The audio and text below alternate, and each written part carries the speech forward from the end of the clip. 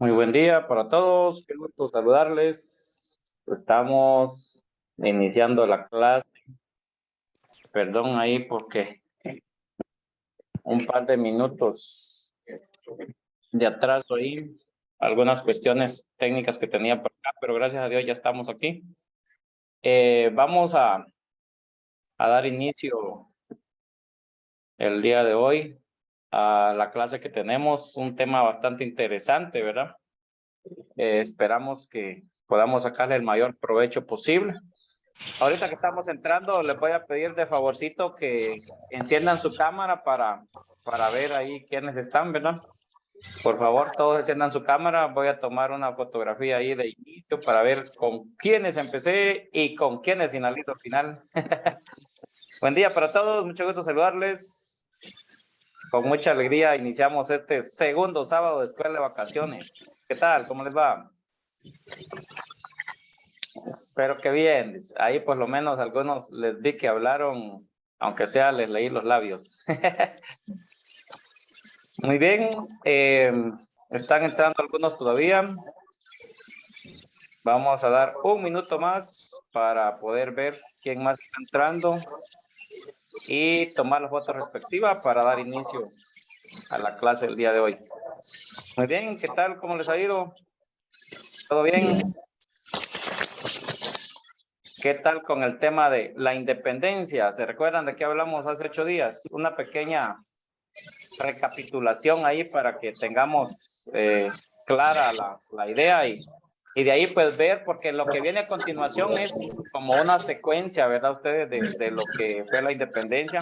Recordemos que después de la independencia pues se instalaron gobiernos en Guatemala. Y después de esos gobiernos, pues hubieron ciertos acontecimientos. Vimos que no fue del todo la cosa así como pacífica, como se dice que Guatemala, la independencia fue pacífica, ¿verdad? Pero no, entonces lo que se dio en 1821 fue la independencia de ¿quién? A ver, ¿quién me dice?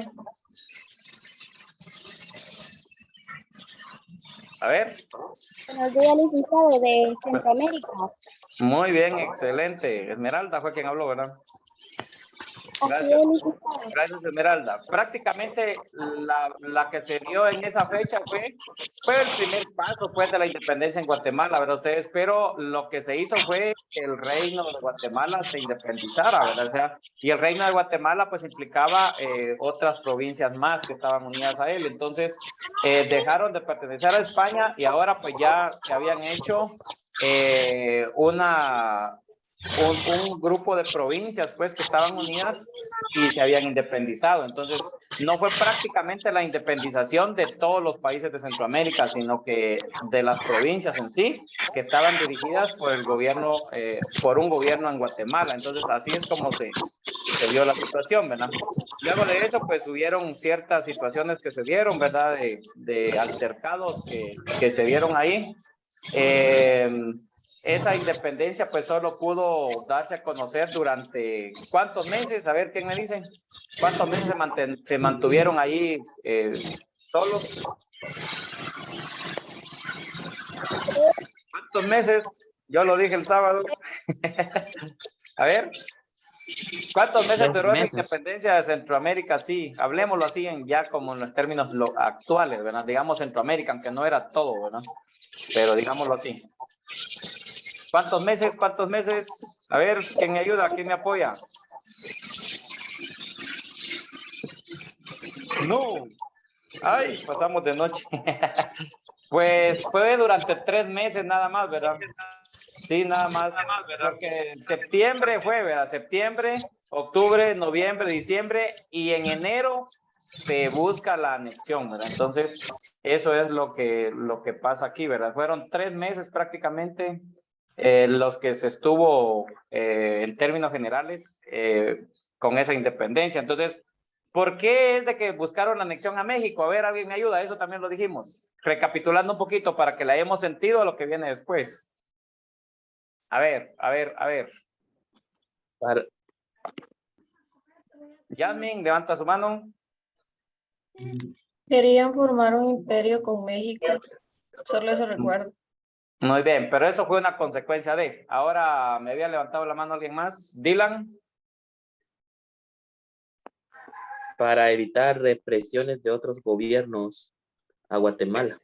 Exacto, porque en primer lugar tenían temor, ¿verdad? De que eran una población pequeña, porque en esos tiempos depende del territorio que abarcara una nación, así se le tenía miedo o importancia, ¿verdad? Por el tamaño. Entonces, decían, somos una pequeña población, tenemos miedo que nos vengan a invadir. Sobre todo ya habían ciertas invasiones de otros en territorio de Guatemala, Belice, sobre todo de otros países, ¿verdad? Entonces tenían miedo que fueran nuevamente capturados por otra potencia extranjera, ¿verdad? Entonces dijeron, bueno, mientras nos instalamos y miramos cómo gobernar, vamos y nos unimos a México. Y de México ya les había venido la solicitud de instalar un gran territorio, una gran nación, ¿verdad? Entonces, es lo que dijo la compañera anteriormente. Entonces, por eso dijeron, bueno, entrémosle pues, aquí está la solución para hacernos fuertes, ¿verdad? Y que si a México lo que pasó es de que fueron a quedar allá como sublevados en el poder porque había alguien que estaba dominando, ¿verdad? Entonces, fueron a estar sumisos a la Federación Mexicana, ¿verdad? ¿Cómo se llamaba el presidente de la Federación Mexicana? Por favor, enciendan sus cámaras, se los dije, voy a tomar la foto, no la he tomado. Mientras tanto, alguien que me diga cómo se llamaba el presidente de la Federación Mexicana. A ver, la cámara y la respuesta, las dos cosas a la vez. No se les olvide ir a al chat a escribir su nombre completo y su número de carnet para la asistencia, por favor. Faltan algunos que enciendan su cámara, por favor, por favor, por favor. Kelly, Clady, Etelvina, Ábrego, Clady, también Lourdes, por favor. Kelly tiene levantada su mano y si puede encender la cámara, si puede, sería bueno. Si no puede, pues ni modo, no hay que hacer. Bueno. ¿Quién me ayuda? El presidente de la Federación Mexicana. Era Agustín de Iturbide. Muy bien, excelente. Agustín de Iturbide. Agustín de Iturbide, excelente. Muchas gracias, muchas gracias. Muy bien, ahí estamos, la toma de la foto. Habemos 25 personas en este momento, creo que falta una o dos personas por... No, más faltan. Aproximadamente somos 29, aquí vienen entrando otras personas. Bueno, Agustín de Iturbide, ¿verdad? Después cayó la Federación Mexicana, Agustín de Iturbide fue quitado del puesto y en esa caída aprovechan los conservadores, ya que estaban un poco flacos ahí los, los de independentistas, ¿verdad? En ese sentido, en fuerza, ¿verdad?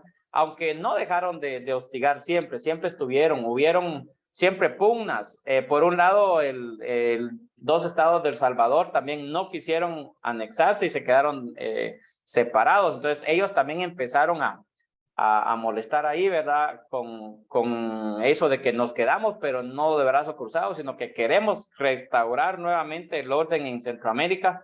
Y empezaban pugnas, guerras, peleas y todo eso, ¿verdad? Eso es, en la historia ustedes pudieron leer, ahí habla de todo eso un poco. Entonces, en eso pues también aparece, entre esos movimientos aparece este señor Rafael Carrera, ¿verdad? Que fue uno de los oriundos de acá de nuestros territorios, ¿verdad? De Mataquescuintla, Jalapa prácticamente, ¿verdad? Entonces, desde ahí se encabezan movimientos para establecer el orden en el país. Entonces, en el oriente de Guatemala, pues se hizo gran resistencia a esto y de ahí pues aparece lo que vamos a comentar ya el día de hoy. Bueno, esta es una pequeña reseña de lo que vimos, de cómo están las cosas, para que podamos comprender lo que sigue a continuación. Me era preciso y necesario hacerlo para que de esa cuenta pues podamos nosotros tener ya una idea ya de lo que es en sí, cómo va la historia de Guatemala, ¿verdad? Entonces, eso sería los antecedentes para poder dar a conocer el tema del día de hoy. Ahora pues nos enfocamos ya. Vamos a colocar la pantalla, así que por favor. Perdón.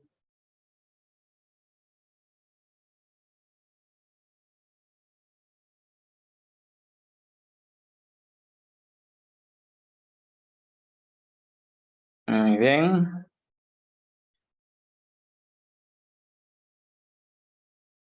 Sí podemos ver la imagen. A ver, dígame.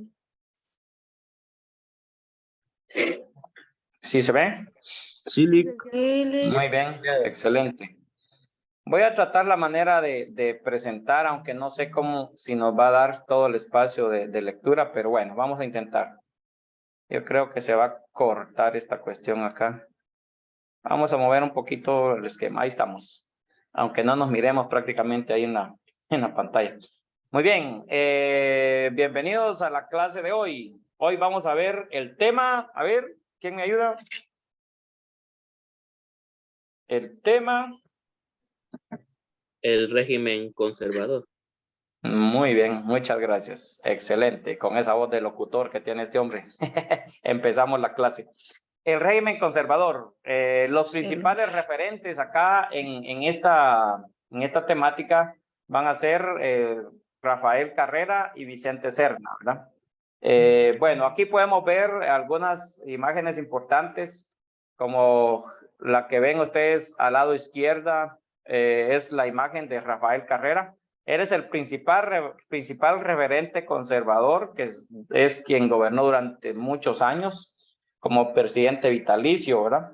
Luego aparece el señor Vicente Serna, que está a la derecha, el que está a la derecha nada más con el rostro nada más. Luego tenemos el escudo, el primer escudo del gobierno en la época conservadora de la República de Guatemala, perdón. Primer escudo de la República de Guatemala durante el gobierno conservador. Y luego la primera bandera de Guatemala durante el régimen conservador. Banderas hubieron unas 3, 4 más, pero escudos creo que uno más y quedó ya el definitivo en ese régimen, pero no es el escudo actual que tenemos ahora, ¿verdad? Entonces, con esto pues le damos seguimiento a la temática. Acá tenemos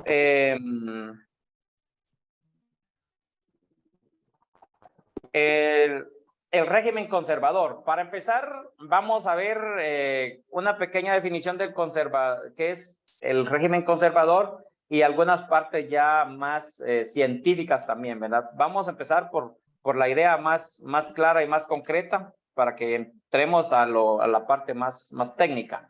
Dice, la ideología conservadora es un tipo de pensamiento político y social que promueve las instituciones tradicionales. Generalmente incluye doctrinas de corrientes derechistas y se opone al progresismo y a los cambios radicales políticos, económicos y sociales. Muy bien. En pocas palabras y en términos claros, sería entonces que la ideología conservadora es un pensamiento político y social, ¿verdad? Desde ahí debemos entrar. Un pensamiento político y social. Muy bien. En lo político, ¿por qué? Porque establece las formas de gobierno, cómo se quiere gobernar, las pautas que se van a dar, y en lo social también, porque establece una jerarquía de poderes y de castas que van a estar dominando a otras que son dominadas, ¿verdad? En lo que busca el régimen conservador es mantener las tradiciones, mantener lo tradicional, mantener lo que ya conocemos, mantener lo que ha sido hasta el momento y queremos que siga siendo, ¿verdad? O sea, es aquello que está dentro de un círculo, ¿verdad? Que no permite cambios radicales, sino tal vez solo de forma, pero no tanto de fondo. Y mantener una postura hasta cierto punto dentro de lo que conocemos, dentro de lo que nos mantenemos ahí tranquilos, ¿verdad? Hasta cierto punto, pues, el ser conservador también puede ser dicho de una persona, ¿verdad? Una persona puede ser conservadora. ¿Por qué? Porque es una persona que se mantiene segura dentro de un círculo y se mueve solamente en ese círculo y no hace nada más que esté más allá de ese círculo, ¿verdad? Entonces, en ese sentido, podríamos entender la palabra conservador, ¿verdad? Además, el régimen conservador está asociado prácticamente a la doctrina de corriente derechista, o sea, los de derecha, dicen, hoy en día es muy común eso, ¿verdad? Escuchar en las noticias que el gobierno de derecha, que el gobierno de izquierda, que el partido político de derecha, que el partido de izquierda, y así generalmente. Entonces, los derechistas pues son los que quieren mantener el poder normalmente como se está haciendo hasta la fecha, ¿verdad? Y los izquierdistas son los revolucionarios, los que quieren revolución, los que quieren cambios, los que quieren que la situación no siga así en Guatemala.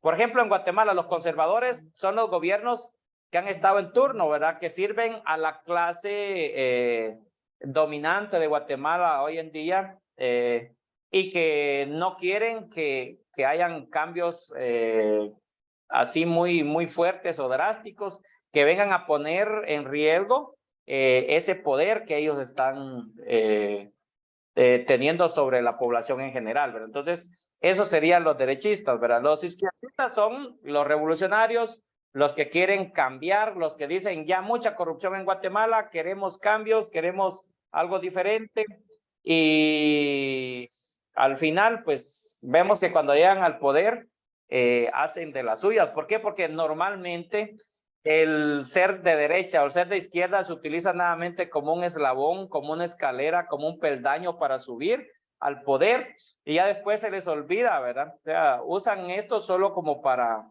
llegar al poder, pero después se les olvida todos los ideales que se tenían y al final termina siendo un gobierno nuevamente implantado desde otra perspectiva, pero haciendo lo mismo, ¿verdad? Siempre saqueando al Estado, siempre colocando a las autoridades de su etcétera, ¿verdad? Entonces, normalmente eso es lo que pasa. Entonces, y así fue desde el principio en Guatemala y así sigue siendo hoy mismo, ¿verdad? Muy bien. Entonces, estamos claros acá en la ideología de qué es el régimen conservador. Muy bien, vamos a pasar, Daniel, perdón. Levantó la mano Daniel. Profe, yo no le entendí lo de izquierda y lo de derecha. Es lo mismo, lo que le decía. La derecha es el grupo que quiere mantener el régimen que está gobernando actualmente, como se está gobernando sin hacer mayores cambios. Esa es la derecha. Y la izquierda es el grupo que se opone a esto, que es revolucionario, ¿verdad? Que quiere cambios, que quiere modificar las cosas, que ya no quiere que se sigan dando las cosas como están. Entonces, ellos son los de izquierda. Los de la derecha están constituidos por las clases dominantes de poder, podemos decir, y los izquierdistas, pues normalmente, entre paréntesis, podría decirse, están formados por la élite popular, por el pueblo, ¿verdad? En este caso, hasta podríamos decir las guerrillas y todo eso, ¿verdad? Hasta ese punto de vista. Los guerrilleros son de izquierda y el poder económico dominante sería la derecha en este caso, ¿verdad? Ahora sí, Daniel. Sí, licenciado, muchas gracias. Gracias. Cualquier cosa siempre preguntan, ya ahí estamos para explicar esto. Muy bien, continuamos con la cuestión ya un poco más técnica, ¿verdad? El régimen conservador, dice, en filosofía política se denomina conservadurismo en sentido amplio al conjunto de doctrinas y movimientos políticos que favorecen el uso del poder político o la fuerza del Estado para conservar o restaurar tradiciones, creencias o costumbres de un pueblo o nación que puede ser de tipo religiosas, culturales o políticas. O sea, hablando ya un poquito más técnico, podríamos decir, hablando ya filosóficamente, como podríamos decir acá, ¿verdad? Decimos entonces que el conservadurismo o el poder conservador o el régimen conservador es un conjunto de doctrinas y movimientos políticos, ¿verdad? Un conjunto de doctrinas y movimientos políticos. Y cuando hablamos de doctrinas sabemos que son creencias, postulados, reglas, normas, leyes que se tienen en base a lo que una persona va a dirigir su conducta o su actuar, ¿verdad? Esa es una doctrina. Y un movimiento, pues es un grupo, acá movimientos políticos, ¿verdad? Pero es un grupo con esas ideologías, con esas doctrinas de pensamiento que quieren implantarse en un poder político, ¿verdad? Aquí los conservadores pues son ese poder político del Estado que quiere conservar, podemos decir conservar si están en el poder, ¿verdad? Aquí hay dos cosas, restaurar o conservar. Se dice conservar cuando ellos están dominando, cuando ellos están en el poder. Quieren conservar, quieren mantenerse ahí, no quieren hacer cambios. Y se dice restaurar costumbres o tradiciones, creencias. Restaurar sería cuando perdieron el poder y ahora quieren volver a instaurarse en el poder. Entonces, eso sería restaurar. ¿Por qué? Porque llegó, es que esto era una pugna, ya entraban los liberales, echaban abajo incluso hasta la Constitución y la Corte de Constitucionalidad y todo eso, las echaban abajo para poner sus propias leyes y normas. Habían normas del poder en turno prácticamente en ese tiempo, ¿verdad? Vinieron los independentistas, instalaron su forma de gobierno, constitución, etcétera, y todo, hicieron todo, las reglas que los iban a dirigir, se enfocaban en eso. Bueno, después vienen los conservadores, después de los independentistas entran los conservadores, y van a implantar también su forma y su estilo de gobierno con sus normas, leyes y todo lo demás. Entonces, eso es lo que hace. ¿Por qué? Porque habían perdido el poder prácticamente, ¿verdad? Entonces quieren instaurarse en el poder. Quieren restaurar ese poder que ellos habían perdido, ¿verdad? En esos casos, el término conservadurismo es entendido como un tradicionalismo en política, mantener intacto el orden político presente, o como reaccionismo o restauración de un orden político perdido. Entonces, hay dos cosas para el conservadurismo, ¿verdad? Lo que es el tradicionalismo, que sería estamos en el poder y así nos mantenemos, no vamos a hacer mayores cambios. Y el reaccionismo como una reacción. Reaccionismo es no estamos en el poder, seguimos peleando, seguimos luchando, seguimos hablando en contra del gobierno, le tiramos pugna, le tiramos pelea, queremos derrocarlo. Ese reaccionismo. Las reacciones que toman para instaurar nuevamente el poder conservador. Muy bien, vamos hasta ahí en este tema. Luego, el régimen conservador.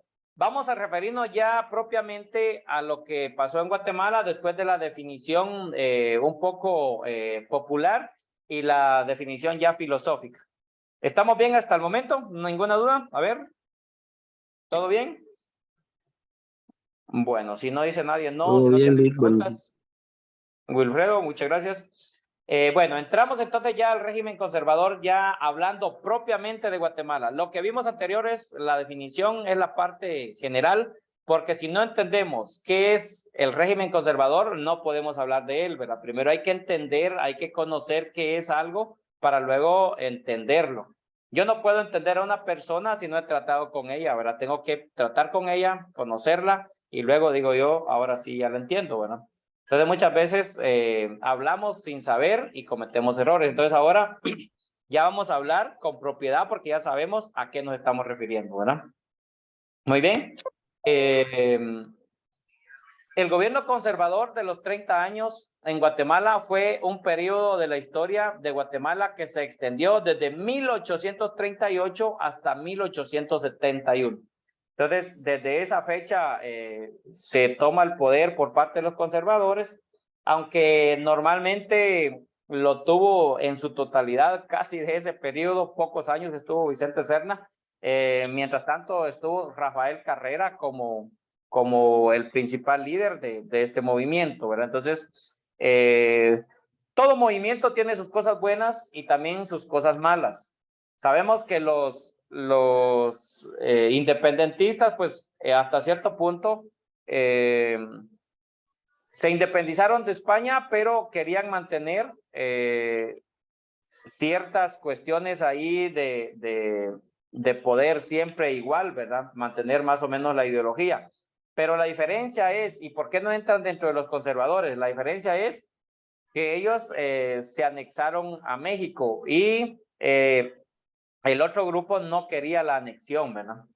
Además de eso, también, a pesar de que tenían un cierto tinte conservador de la corona española, hicieron algunos pequeños cambios también, ¿verdad? Dentro de ese tipo de situaciones. Entonces, ellos jugaron un poco al liberalismo también, ¿verdad? Porque le habían quitado ciertos poderes a los conservadores, ¿verdad? Entonces, habían colocado incluso impuestos. Había un impuesto a los indígenas que ya se había quitado hace años. Ellos lo volvieron a imponer con eso de que llegó Francisco Morazán al poder y puso ciertas cuestiones fuertes al régimen que estaba en ese tiempo. Entonces los movimientos conservadores pues tendieron a buscar herramientas para convencer gente y emprender sus movimientos, ¿verdad? Entonces algunas cosas que se dieron, ¿verdad? Y además de eso, los que estaban en turno pues fueron también por eso de que se hizo la reforma borbónica, ¿verdad? O sea, borbónica se le llama a la familia real de España en ese momento, los reyes borbones.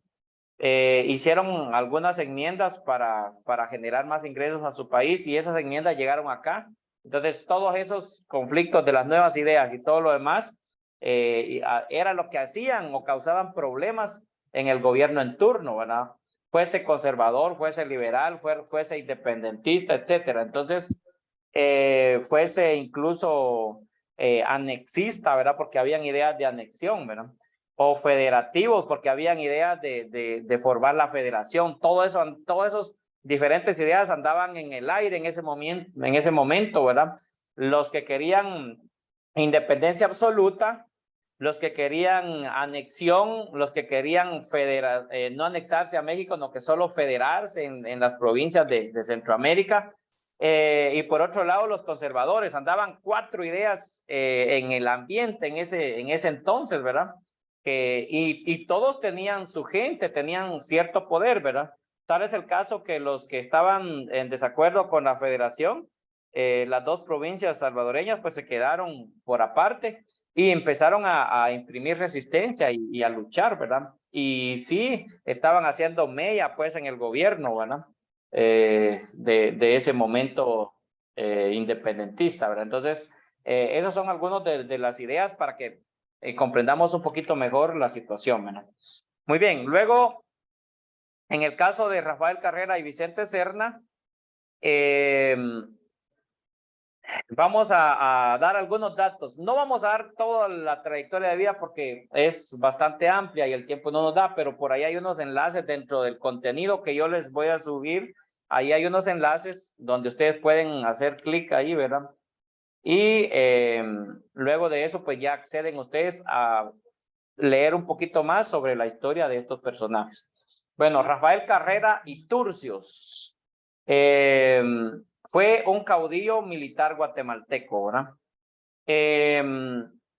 Fungió como jefe de Estado entre 1844 y 1847. Luego, pues tuvo una pausa por algunos acontecimientos que se dieron, donde supuestamente lo derrocaron por un momento, pero fue más que todo como una artimaña que él usó, ¿verdad? Para vencer al ejército que andaba contra de él. Lo van a ver ustedes, lo van a leer ustedes ahí en el documento que les doy. Les dejo la intriga ahí, ya no les cuento más. También como presidente vitalicio de la República de Guatemala entre 1847 a 1848 y de 1851 a 1865. De hecho, es el mayor representante de la tendencia conservadora en Centroamérica del siglo XIX. ¿Por qué vemos aquí diferentes fases, verdad? Porque como les digo, él fungió como jefe de Estado en 1844, 1847. Propiamente cuando se fundó el Estado de Guatemala, pues luego él llega al poder ahí, ¿verdad? Un tiempito después, él llega al poder. Luego de eso, ya en 1847 lo nombran a él como presidente vitalicio, ¿verdad? De la República. ¿Saben ustedes qué significa vitalicio? ¿Alguien sabe qué es vitalicio?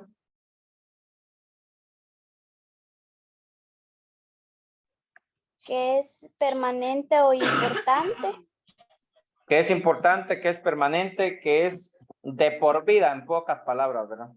Presidente vitalicio quiere decir que iba a ser presidente de por vida, hasta que falleciera, hasta ahí dejaba el poder. Y de hecho así fue, ¿verdad? Era nombrado presidente vitalicio y así fue. Hasta 1865, fecha en que murió, ¿verdad? Hay muchos especulatorias sobre la muerte de este personaje. Algunos dicen que lo envenenaron, otros dicen que murió de una enfermedad estomacal, otros, en fin, hay muchas teorías, otros que por enfermedades personales, ¿verdad? Etcétera. ¿Alguien había levantado la mano o fue accidental? ¿No? Bueno, entonces por eso es que hay dividida la historia de gobierno de este señor en diferentes etapas, porque de 1844 a 1847 él era nombrado como jefe de Estado, ¿verdad? Ya de 1847 a 1848 ya era como presidente vitalicio de la República. Y en 1800, luego en esos años 48 al 51 hubo una fase allí de pérdida del poder. Y en 1851, 1865 nuevamente continuó como presidente vitalicio hasta la muerte de él, ¿verdad? Entonces es uno de los grandes líderes del movimiento conservador en Guatemala. Bueno, allá estaba la palabra caudillo también, ¿verdad? Yo no sé ¿alguien tiene la idea de qué es un caudillo? ¿Por qué se le llama caudillo a una persona?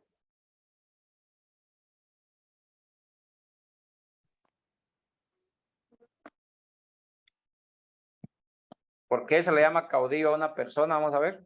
¿O qué significa la palabra caudillo? Como jefe militar.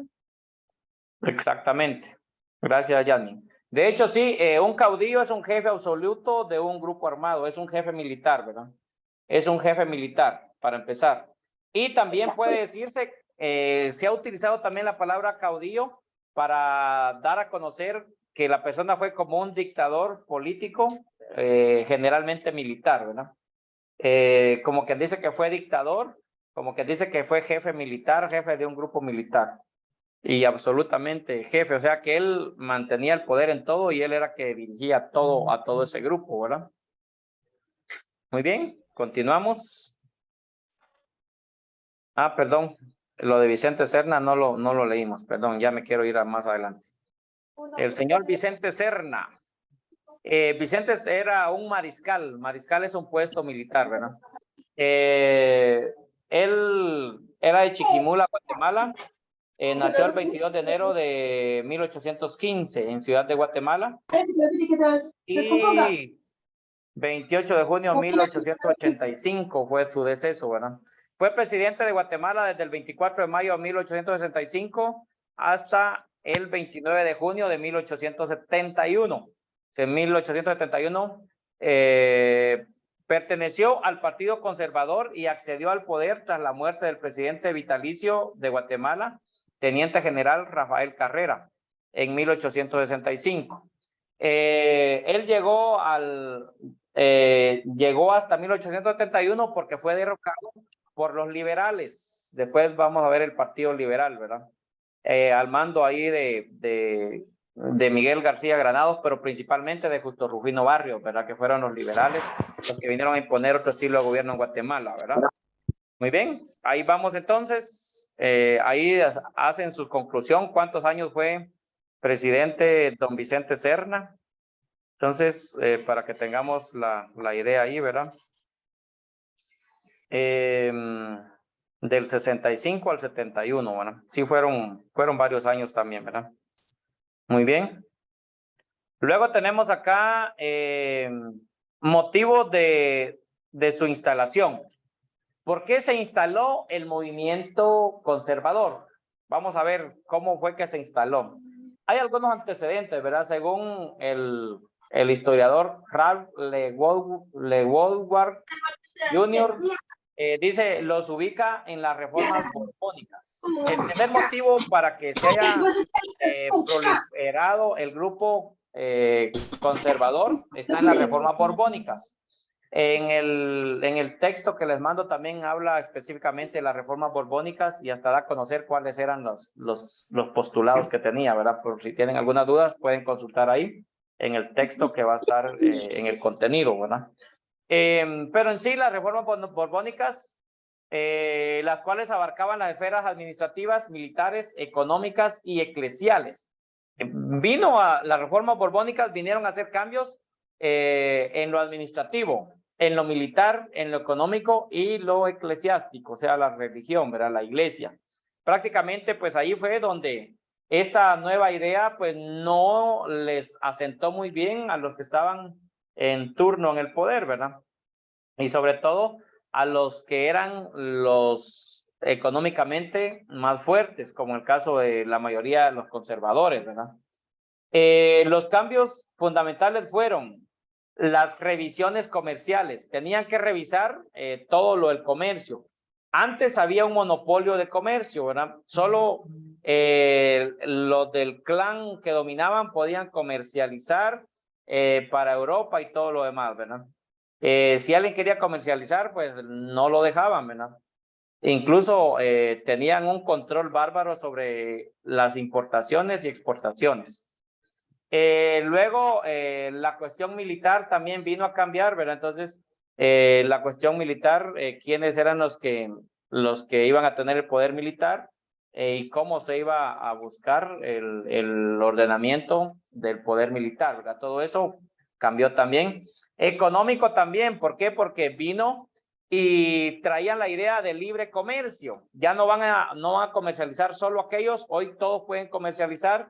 No hay que pagar un tributo para comercializar, entonces la cosa estaba más libre, era mejor, entonces eso pues no les gustó a los que tenían el monopolio, ¿verdad? Monopolio es cuando una sola persona tiene el poder de cierta acción o cierta situación, ¿verdad? Entonces no deja que otro lo haga, ¿verdad? Como por ejemplo en una aldea puede ser que solo haya una tienda, entonces da a como quiere, al precio que quiere, atiende como quiere a las personas porque no hay más a dónde ir, ¿verdad? Etcétera, etcétera. Eso es el monopolio. Entonces, había ese monopolio comercial. Se rompió el monopolio, no les gustó a los que tenían el poder en ese momento. Y cuestiones económicas. ¿Por qué? Porque al abrir el comercio, otros iban a tener acceso a generar riqueza también, ¿verdad? Entonces, hubo también una cierta cuestión económica.